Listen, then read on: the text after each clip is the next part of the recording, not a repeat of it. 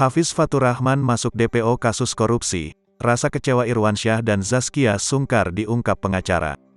Irwansyah menyesalkan perbuatan adiknya, Hafiz Faturrahman, yang masuk daftar pencarian orang, DPO, kasus korupsi.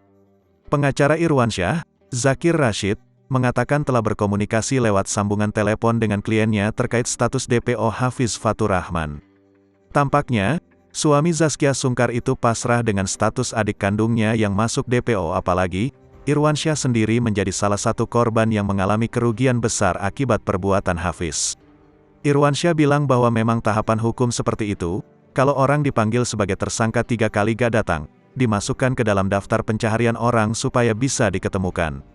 Irwan sangat menyesalkan kenapa adiknya sampai berbuat seperti itu, kata Zakir pada awak media di Pengadilan Negeri Jakarta Pusat, Senin, tanggal 24 Oktober tahun 2022.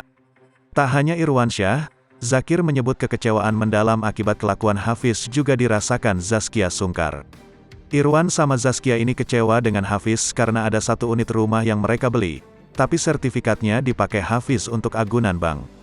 Itu yang membuat Zaskia dan Irwan tidak terima, karena salah satu rumahnya dipasang plang sita oleh kejaksaan, tuturnya. Saat ini, lanjut Zakir, Irwansyah tidak mengetahui keberadaan Hafiz, bahkan tak pernah berkomunikasi dengan adiknya itu. Waktu Irwan diperiksa, di sana ditanyakan oleh pihak jaksa, apakah saudara tahu keberadaan saudara Hafiz di mana? Irwan menyampaikan Irwan sama sekali tidak mengetahui di mana Hafiz karena memang pada akhir ketemu itu saat Lebaran tahun 2019, pungkasnya.